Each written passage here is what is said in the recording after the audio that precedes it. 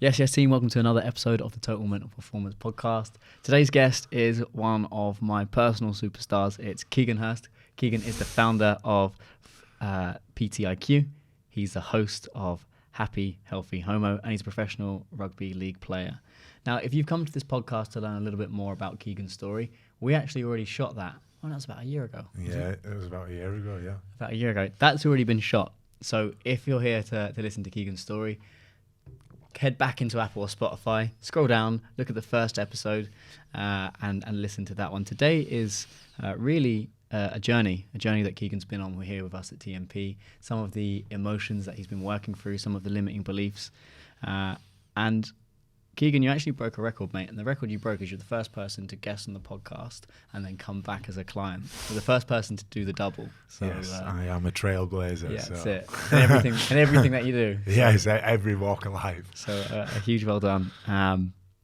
So before we kick off into some questions, those that are listening and those that follow the TMP journey will know all about the TMP caps.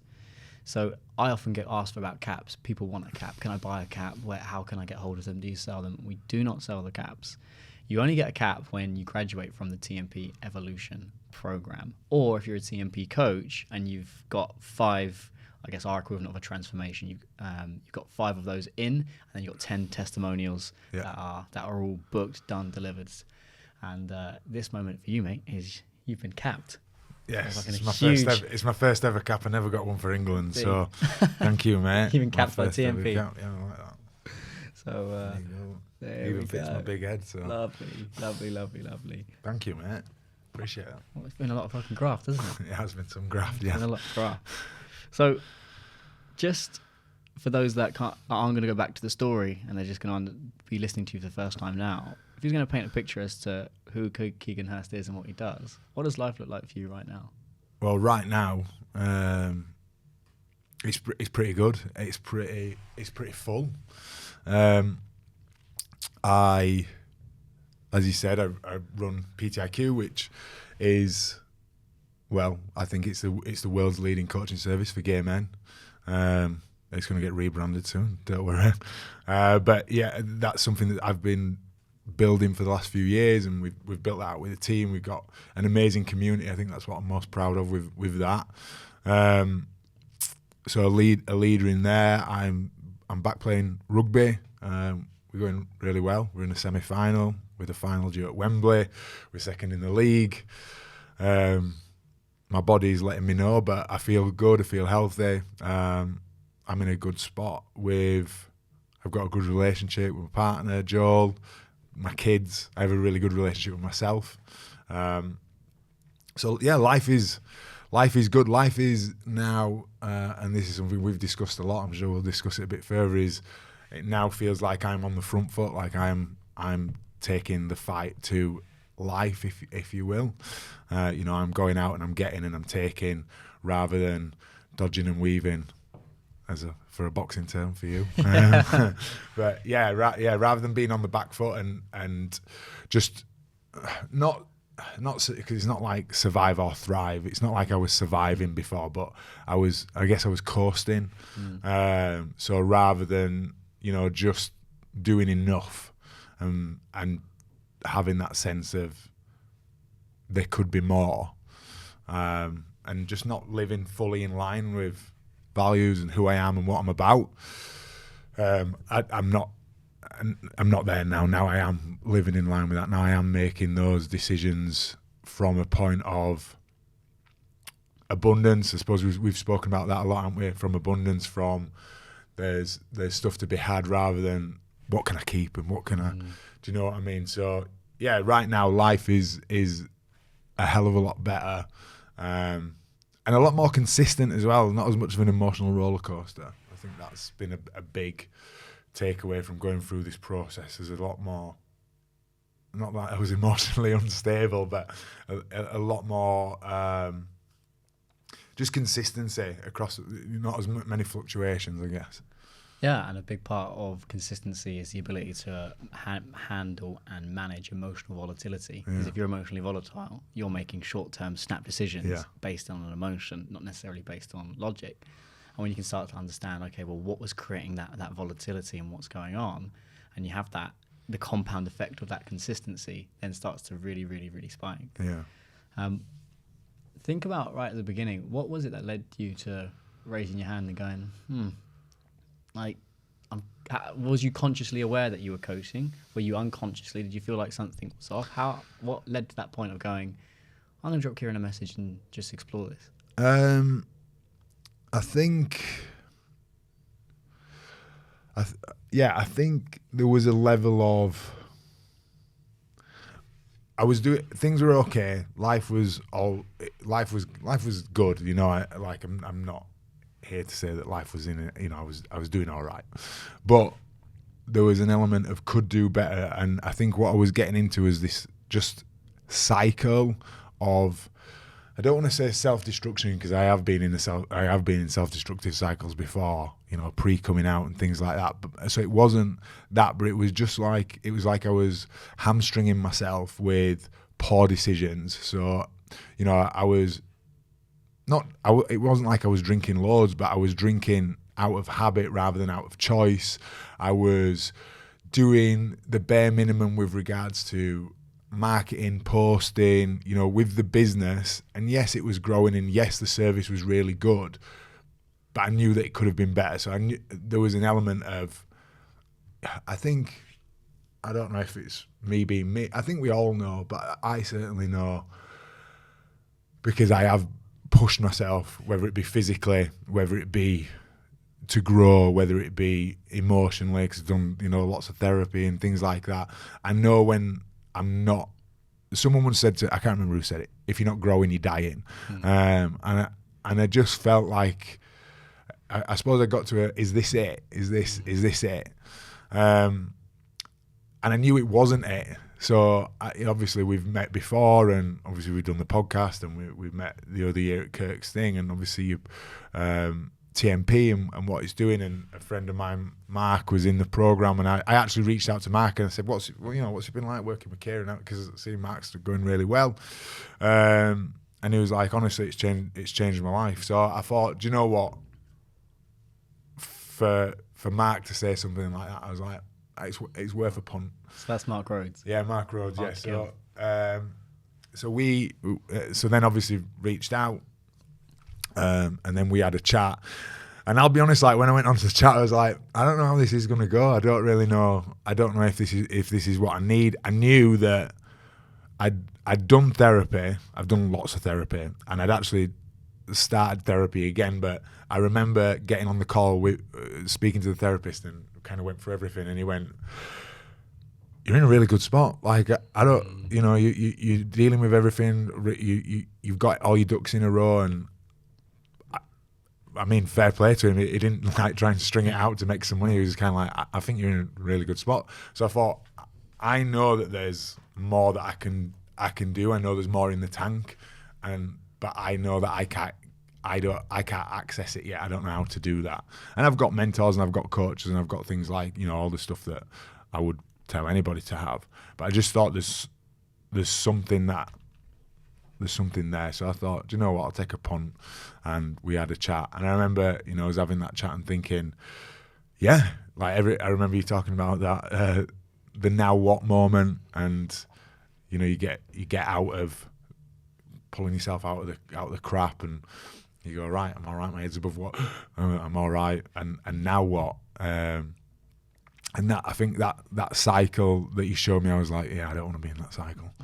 And that for me was like the catalyst to go, all right, let's dig in.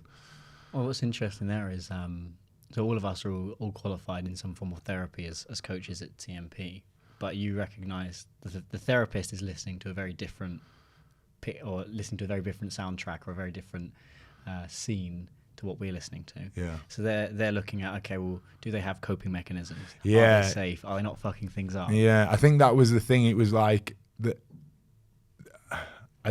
I don't want.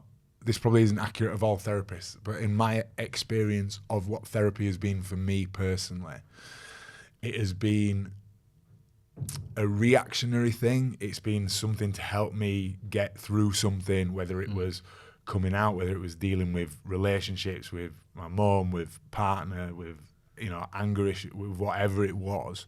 It's always been to help get back to equilibrium, whereas what we've done has been to go above that.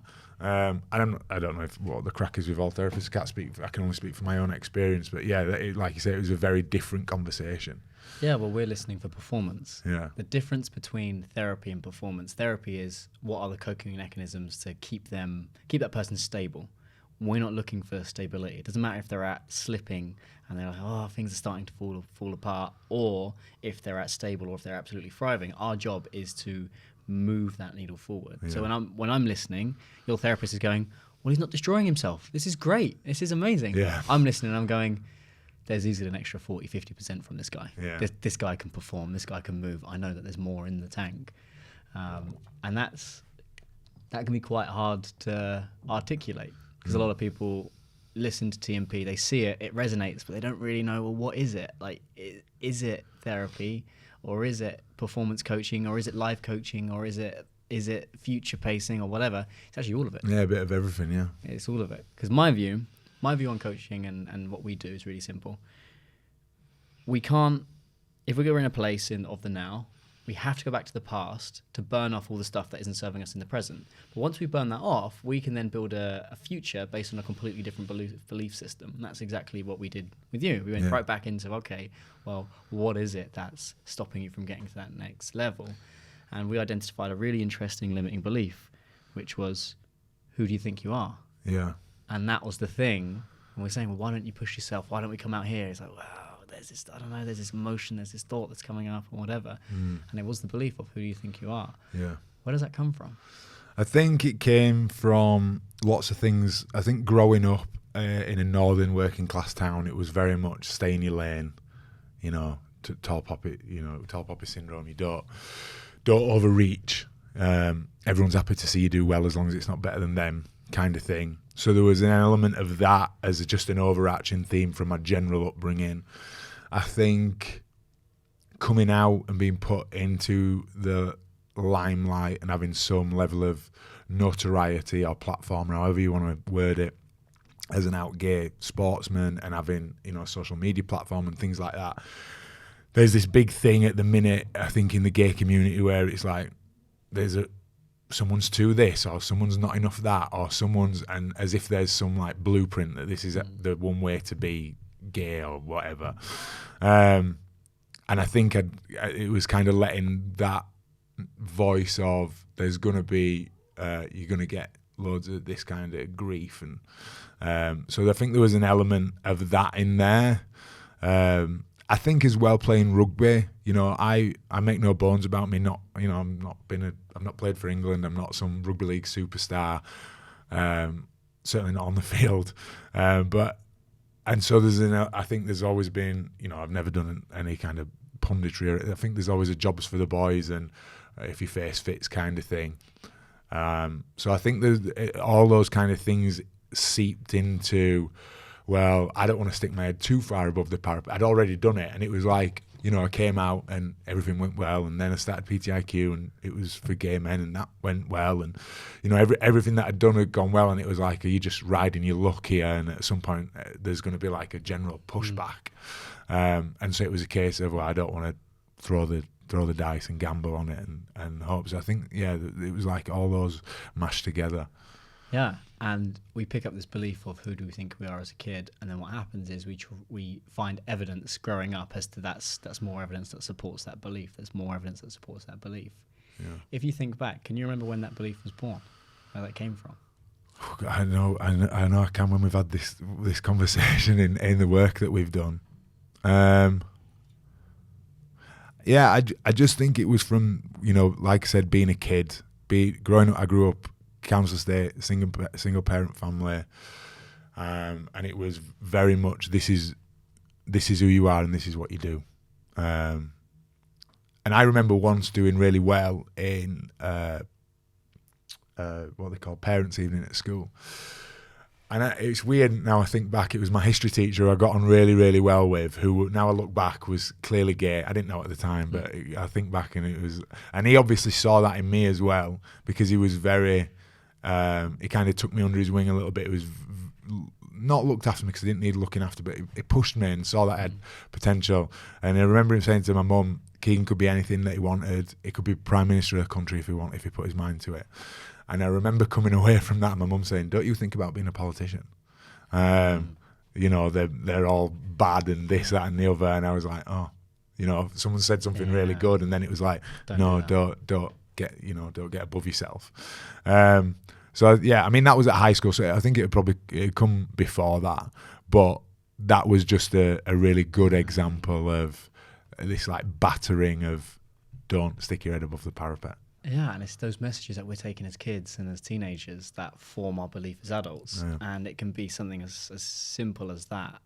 And you internalize that, which is don't get too big for your boots. Yeah. It almost turns into a fear of failure. Yeah. Yeah, but what if this happens? What if it all goes wrong? Or I shouldn't be here. That's another big belief. I shouldn't be in this position. Yeah. Who am I to say this? Who am I to do this? Who am I to push that? Absolutely. And that's all belief. Yeah. That all comes down to belief. Because if we look at the evidence, you've been successful in a number of different fields again and again and again and again. Yeah. And it's not like, you know, even with your coaching business, it wasn't like you got lucky once. No, you produced transformations again and again and again and again. But that inner child, that kid that's like, oh, I don't want to come out of my comfort zone, it's always going to stay in there. It's always going to hide. And it's going back and unpacking and unpicking, well, what is that about? And that's hard. There's some hard conversations. Deep conversations that make you squirm and you see it and you're like, am I really about to say what I'm about to say? Yeah, yeah. And there were tears, weren't there, in the stuff that we did? There were, you know, it was not like... But tears in the sense, I don't know actually, when I think back, there were tears, but it was... I think it was from, you know, because a lot of the stuff that we did was speaking to that younger version of me. And it was, I think something that I've realised that I've tried to be as I've grown up is trying to be the person that I wish I'd have had in my life. And I think that's a theme for a lot of people, especially people who get into coaching or some kind of educational role, is it's from a missing something. And so you want to give that back. And I suppose it was, I suppose the tears kind of came from God, I wish, you know, how different could things have been, you know, if I'd have had this kind of chat and, you know, someone had said this to me. But then, you know, you're grateful for all the challenges and the strength that the young me had to go through that and all that kind of stuff. So, but yeah, it was some tough emotional work, but it was absolutely worth it. And off the back of that, having shifted that from that place of playing in the defense, keeping it safe, not wanting to put your head above the parapet, as we broke through that belief, what happened on the other side? What did you start to see change? Just decision making became a lot easier. You know, things like missing, should I go training or not? It was just like, well, yeah. It was, and you know, I'm a professional athlete. I'm always going to train, but it was just, rather than doing the bare minimum, it was wanting to do more than that. It was wanting to, you know, it was little things like before we started working together, me and Joel had the idea of starting the Happy Healthy Homo podcast, and then I think it might have even been the week after that. We were like, right, let's just book a studio and get some episodes recorded, and we did it. And how's that gone? Yeah, I mean, it's charted every week in the education charts on Apple. YouTube channel's got like 15,000 subscribers. Like it's really kicked off, and you know, people clamoring for season 2. It's gone really, really well. So yeah, and it's again. And the interesting thing is, off the back of that, there have been comments like, "Who are you to talk? Who are you to talk about it?" And I think if I'd have heard that before, you know, we'd have worked together, I'd have gone, "Oh God, yes, see, I was right. Whereas now, you know, I'm not here to help everybody, and that's okay. Like, people will find their own people, and also people who are doing all right don't punch. No one punches people. People only punch up, right? No one's punching down. Yeah. So yeah, it's gone really, really well. And you know, we even on the last conversation that we had, the only thing that is going to get in most people's way, and I say this to clients all the time as well, is us, is us and the limiting beliefs that we have. So that's it. And it's funny because it only takes one conversation to completely change the momentum. I talk a lot about gathering momentum with clients. You've probably had that a million times in texts or in messages. Momentum. Yeah. Because when you came in, it was defense. Right, well, let's just I'll get it done. Yeah. Because you don't have a hard work issue. You do get it done, but there's more. There's more risks you could be taking. There's more you could be putting yourself out there. Yeah. And then you go and do that. You get a great response. Well, now you've got more momentum. Yeah. So then more opportunities start to come your way. And then you've got more momentum. And it can be, and this is why we front load the program with more sessions. There's 10 sessions over 4.5 months. The reason why we do one on week 1, week 2, week 4, and week 6, we do them quite quickly. Because again, you need time to implement the work. It's not like therapy where you talk for an hour and then you're done. No, there's work, there's homework. Yeah. We front load that so you get that momentum, and once that momentum's going, well then any other limiting beliefs that come up, you're like, I want to jump on that. I want to jump that because I've got momentum now, and I know that this is going to stop me from getting there. Yeah. And seeing that trajectory is really flying. Well, the hardest part about pushing a car off is getting it going, isn't it? And then once you've got that, you don't need a lot of effort then to keep it going. So I think that's what that process was. It was just building that momentum and swinging the pendulum back from, like I said, defense into offense. Yeah.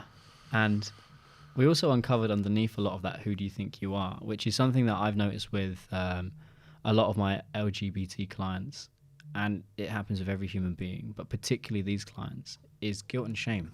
And how that had creeped into your belief about what you were capable of. Where did that come from? And talk more about that. I think, again, from when and where I grew up, growing up in the 90s in the north of England, there was no representation. There was no, and again, it was, this is what you do. This is, you grow up and you get married, you have kids, and you be grateful for your lot.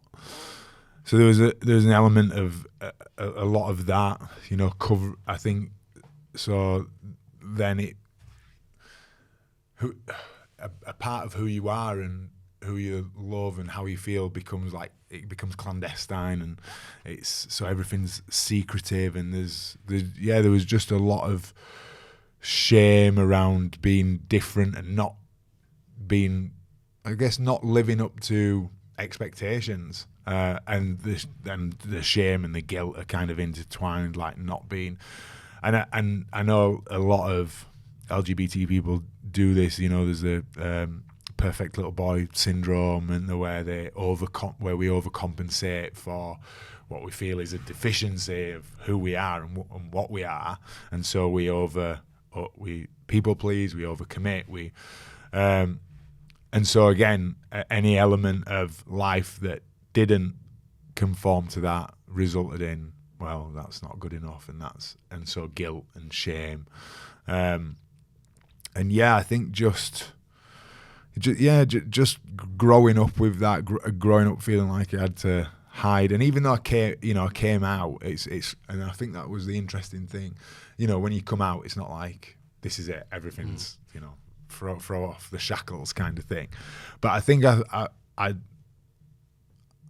got rid of a lot of it, internalized homophobia certainly, but I think the shame, the guilt of growing up, getting married, having kids, there was a level of guilt around that, a level of shame around that,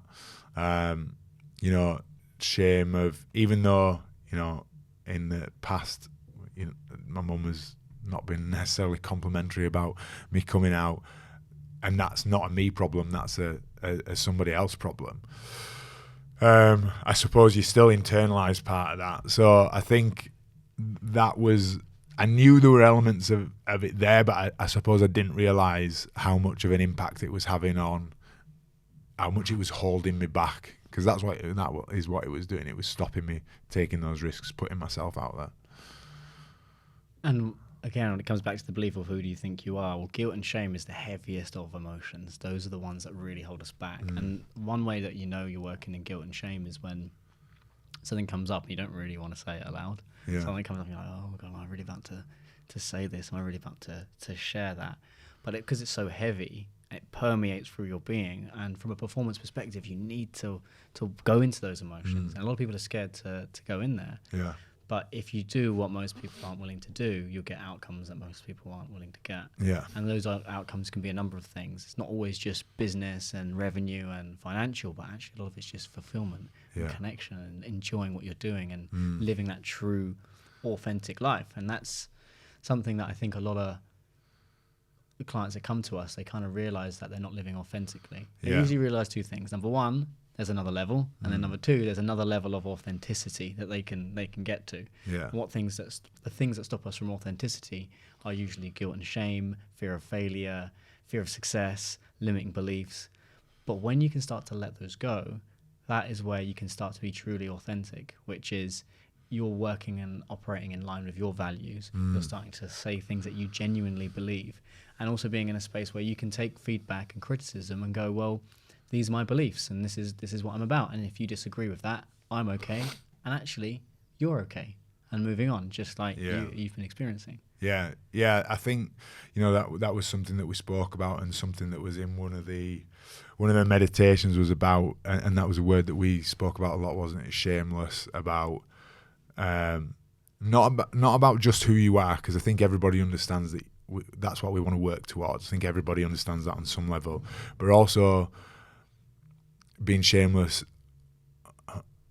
which a word in itself has negative connotations, don't it? Oh, they're shameless. So again, switching that to, not having any shame about what you want from your life, who you want to spend your life with, what you don't want to do. I think because, so many people, and, we've had this conversation about drinking and things like, there's weirdly a level of shame attached to saying, oh, I don't actually want to have a drink, or that's not in line with who I am.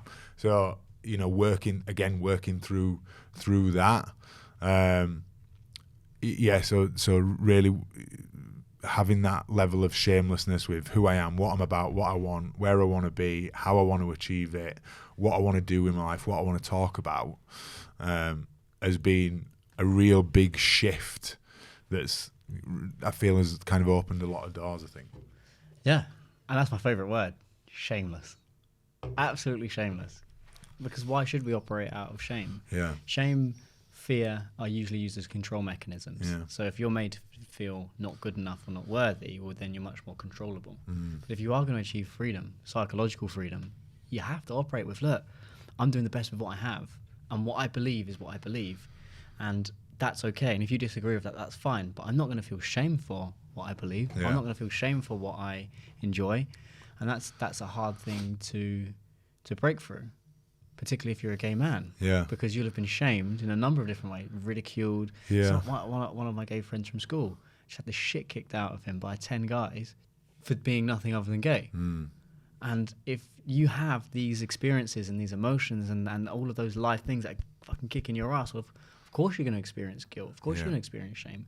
The difference is there are some that will work with that and go, fuck it, I'm not going to live like that anymore because I deserve to work through that. And there's others that just get trapped and they just stay there. Yeah, get cowed by it. Yeah. And another point you touched on there was the meditations. So here's a little hack that we do here at TMP. And that little hack is we write you bespoke recordings for you to listen to between sessions. And what these recordings are doing is they are getting down to the nitty-gritty of your unconscious mind, and we're training your mind to look for the things that you want more of. If you want to be more calm, we're giving you things to listen to that's going to help you become more calm. If you want to be more creative, more confident, there are lines written in those scripts that we're saying. They're actually in your language, not in our language. So as a result, you're able to make big mindset shifts between sessions. So it's not just you sit there for an hour and off it goes, but it builds and it builds and builds. And that was one thing that you were really consistent on. Yeah. How did you find they were helping? Yeah, they were good. They and like you say, they compound over time.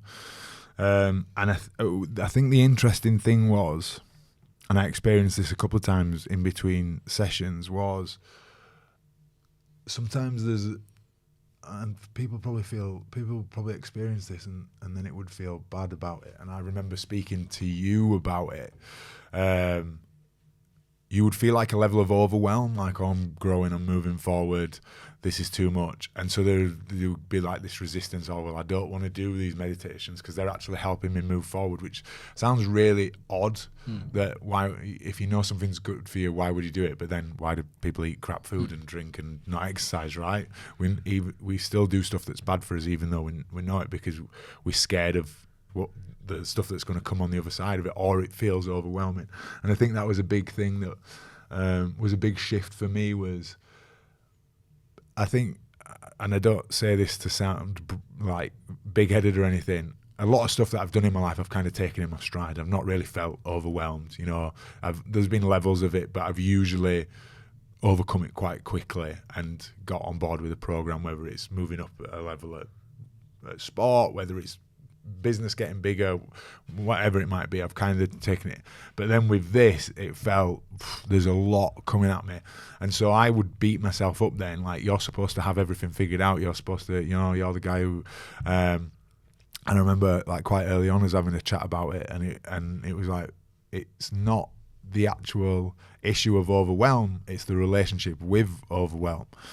You know, and that's, of course, you're going to be overwhelmed when you're taking on new things, when you're expanding your horizons, when you're doing things that you've never done before. You're going to feel uncomfortable. And it's changing that relationship with that and, you know, giving yourself some slack. So I think that was the big thing, and those meditations really compounded in helping overcome that. Even though originally they were an obstacle that was creating that, they then became, you know, the thing that if I didn't do, I was like, shit, I need to do it. I suppose it's like when you go to the gym, you start going to the gym, you go, I don't want to go to the gym, I'm anxious.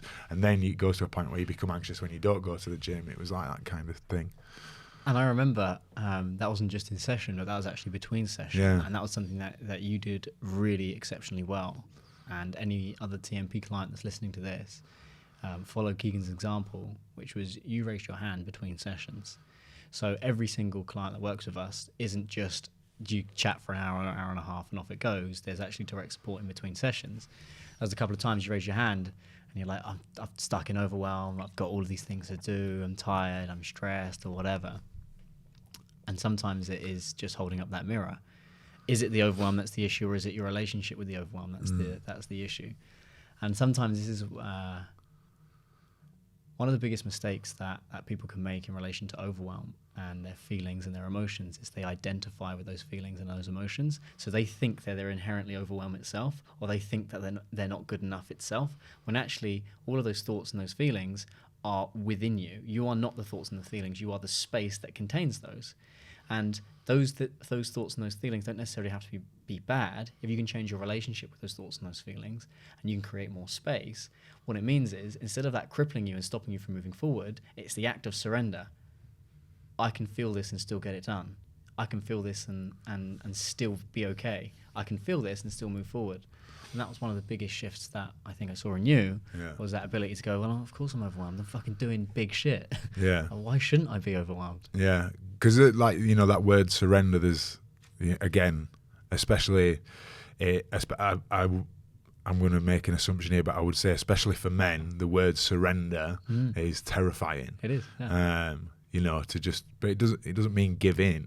It just means, go with something rather than against going with the flow rather than against it, because it's just a lot easier.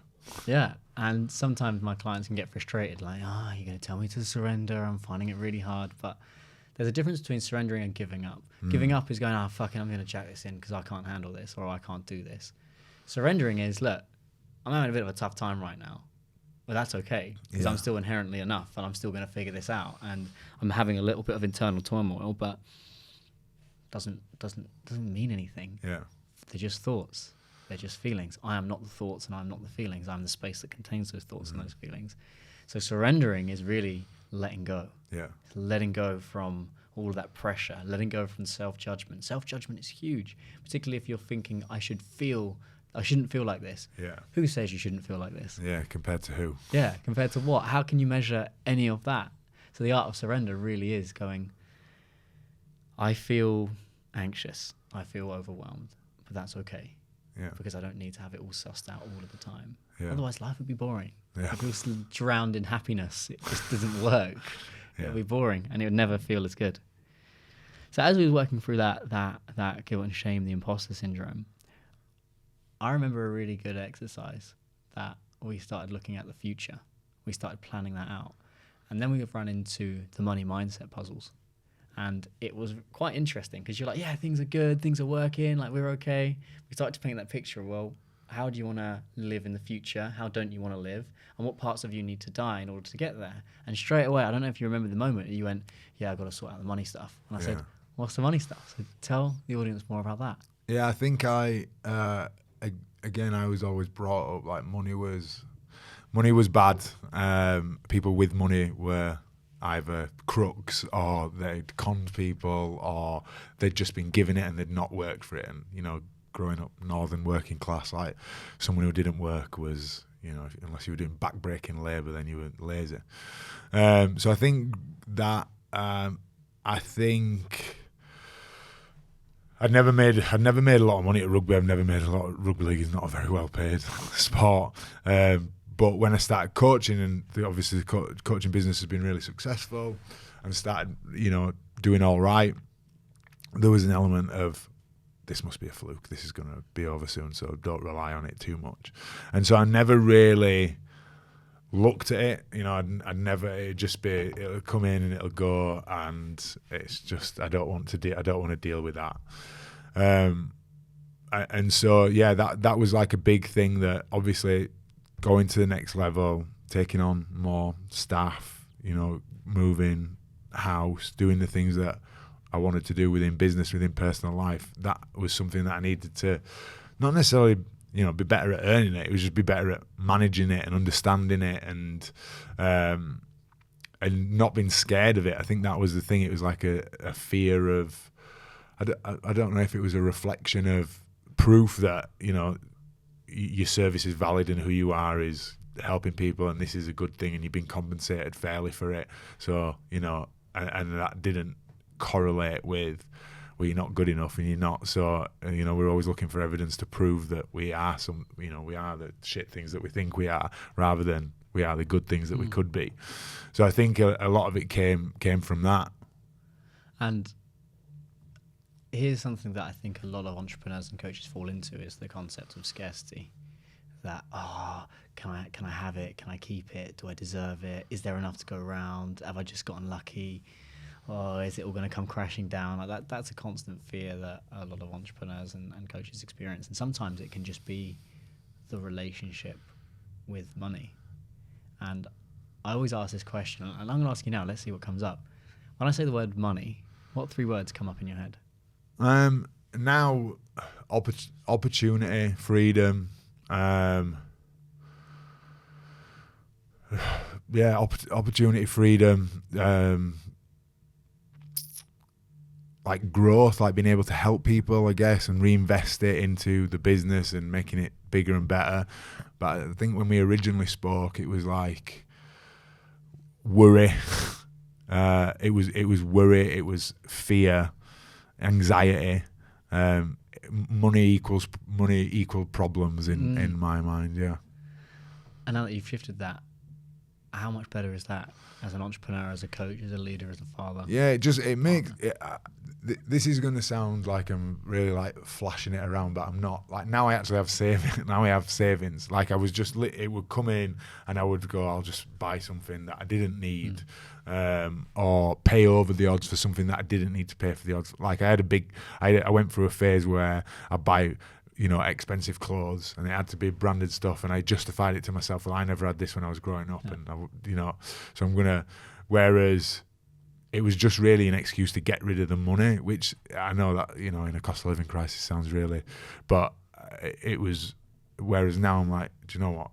You can save money. Like it's okay to be there. It's, so yeah, it's just, and obviously then that means, right, well, we can reinvest that into bringing in more coaches. We can help more people. We can do, you know, and again, it all stemmed from that. Well, who do you think you are? And it's like, stay where you are.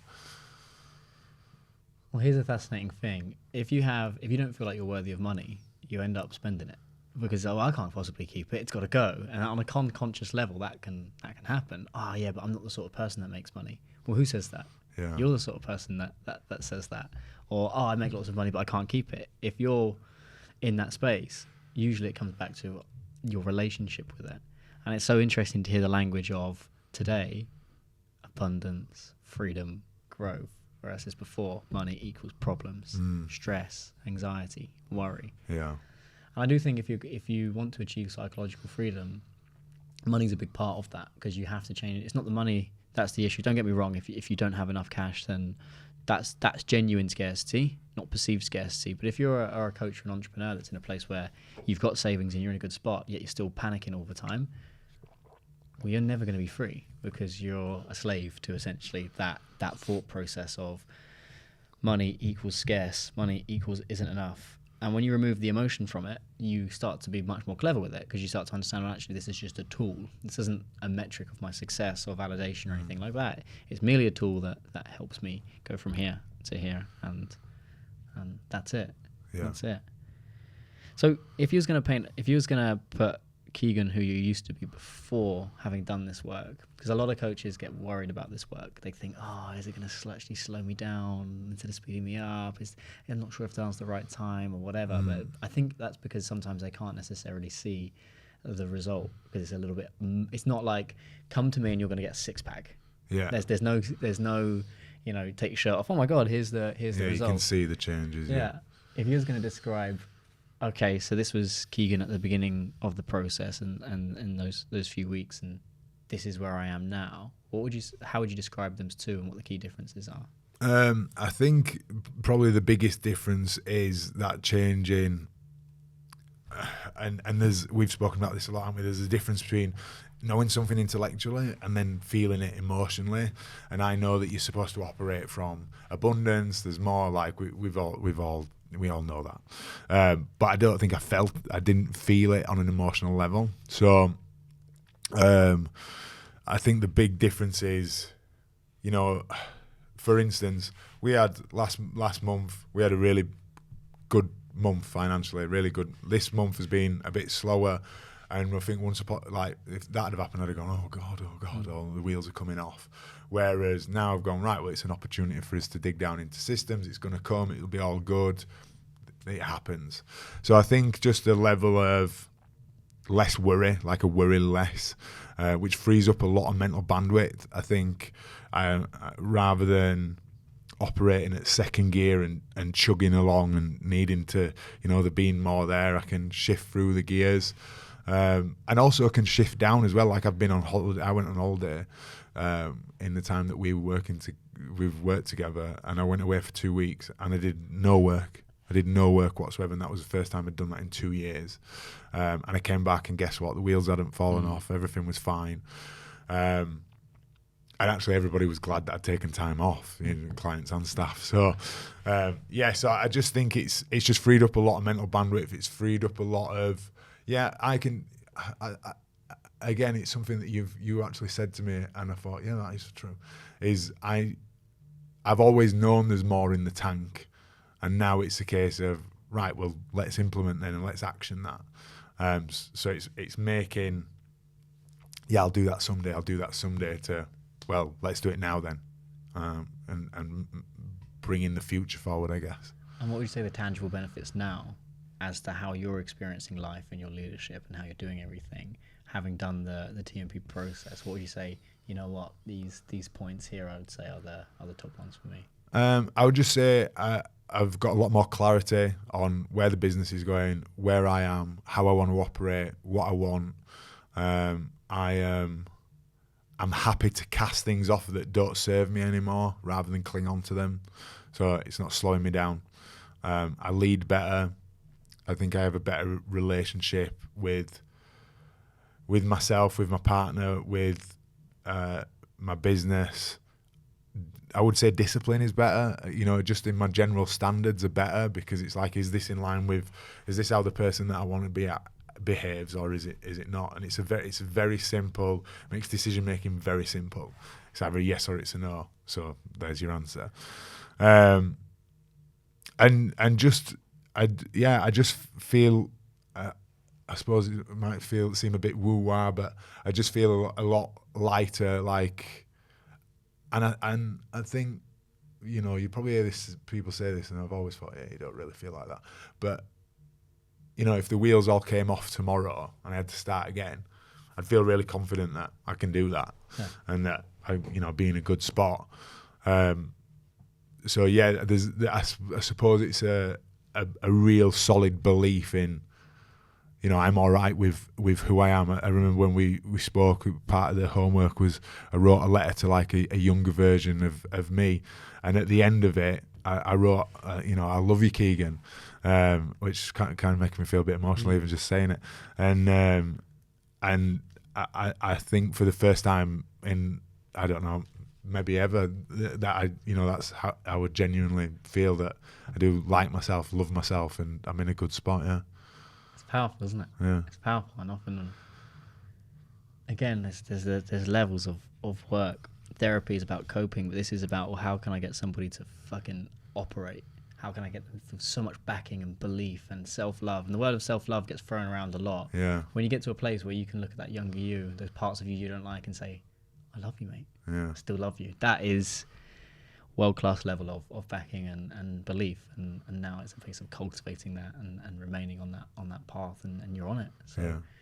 it's exciting. What would you say to anybody that's on the fence at TMP? They've been thinking about it for a while. They've almost reached out. They haven't done it. What would you say to them?